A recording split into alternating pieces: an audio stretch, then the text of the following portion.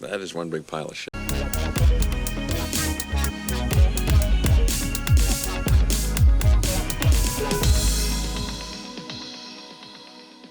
Hey guys, my name is Joseph Curtis, and if you love movies just as much as me, you have come to the right place. Now do me a huge solid, click that like and subscribe button today. Also, if you want to follow me on the following social platforms, that would be great as well. Now with that out of the way, let's talk about Jurassic World Dominion. 4 years after the destruction of Isla Nublar, dinosaurs now live and hunt alongside humans all over the world. This fragile balance will reshape the future and determine once and for all who is the apex predator, dinosaur or human. I've been recently rewatching all of the Jurassic Park and Jurassic World movies, and by the way, I will be doing a ranking coming up this weekend, so be on the lookout for that. But I've been watching every single movie, and apart from the first movie, because it's literal cinematic perfection, I ponder myself with the question, why did these movies need to get made? And one of the best scenes out of any of the Jurassic Park movies, Jurassic World as well, comes from this moment here. Take a look. You know, you read what others had done, and you took the next step. You didn't earn the knowledge for yourselves, so you don't take any responsibility. You stood on the shoulders of geniuses to accomplish something as fast as you could, and before you even knew what you had, you patented it and packaged it and slapped it on a plastic lunchbox, and now you're selling it. You want to sell it. Well, that is exactly how I feel about most of the sequels with this movie. There are some moments that shine a little bit of hope, like in The Lost World, and heck, even in Jurassic World, the first one, there's a little bit of heart that you can feel, that moment of, wow, they're really starting to get what this franchise is all about. Then you have movies like Fallen Kingdom and sadly Dominion. I'm not gonna lie to you guys, this could be the worst Jurassic World / Jurassic Park movie to date. I am not even lying.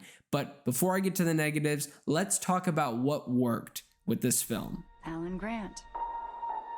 You didn't come out all this way just to catch up now, did you? You coming or what?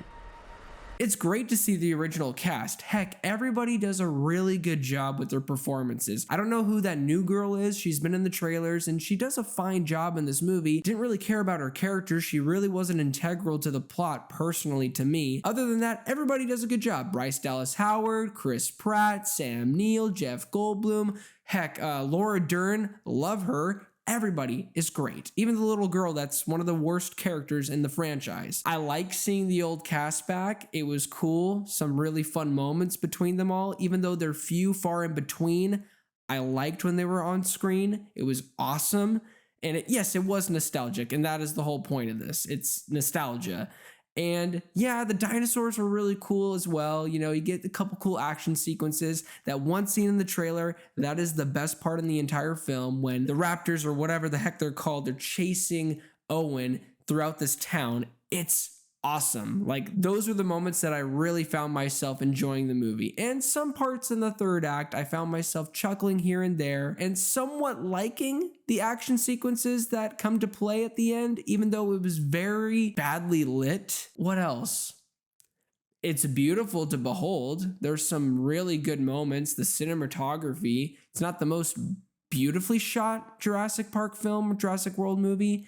I feel like that honestly goes to Fallen Kingdom out of the Jurassic World franchise at least, even though I hate that movie. I think that's it.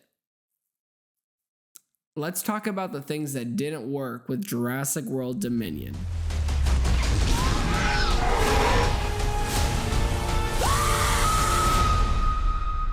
Don't move.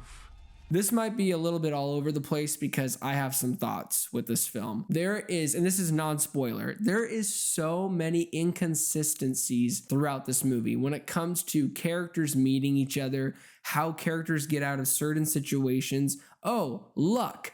Oh, randomly this car flips down here and then randomly these characters finally meet. Oh, wow. That's really convenient. Just little moments like that. And I haven't even tipped the iceberg yet. I haven't even gone to the points that really irked me because, like I said, non-spoiler, but my goodness, this movie is all over the place. And for a movie that's about dinosaurs, it's really lacking in the dinosaurs. And they're there. I'm not going to say the whole movie doesn't have dinosaurs. Yes, of course, there's dinosaurs throughout the film, but very, very few and far in between. It's just kind of ridiculous how this is the last movie, and this is what they give us. Like, these writers came up with this plot, and there's these locusts, right? I won't say why they're important, but they are prominently in the film. They're in the trailer, and it is one of the most ridiculous story plot points in any of the Jurassic Park / World franchise to date. I hate it, and I hate the reason why Owen and Bryce Dallas Howard's character, I forget her name, I just hate the reason why they're thrown into this main plot, including the little girl, Macy Lockwood, I believe. And then even the characters like Malcolm and Alan, all of them, how they come together, it makes sense, I guess, but it doesn't feel earned. It doesn't feel like, wow, this is the last movie, I'm assuming, the last movie of the franchise. It doesn't feel like it, and it doesn't really have that energy of being a last movie. It feels like a middle chapter. It feels like there's going to be another movie after this, but no, this is the last one. Another thing that I actually expect in these movies, because of the foundation of what this franchise is all about, is the heartbeat behind it. This is the most shallowest, most empty blockbuster movie that I have seen in a long time, next to Rise of Skywalker. This is the Rise of Skywalker for Jurassic Park / Jurassic World. It has nothing, and yet it has so much going on. It doesn't do any justice for what was done before, where it could go, I guess, in the future. Guys, this movie has no heart. It brings back characters that we love, but it doesn't justify the reason enough for them to be involved with the new characters. Heck, even the new characters aren't even that interesting anymore. They've slowly been degrading their quality with the writing. And the main plot is so ludicrous. I didn't even talk about the main villain or the businessman aspect of this movie. Another terrible, I don't know if it's the worst one, but it's definitely in second place for one of the worst villains in the Jurassic Park franchise. It's also shallow. It has no heart. It has no depth. And even with the glimmer of hope, because there are moments of hope in this movie, it's not all bleak. It gets shut down with inconsistent plot and terrible execution of story. I feel like I might need to see it one more time, because right now, for now, my mind could change. This is just my opinion.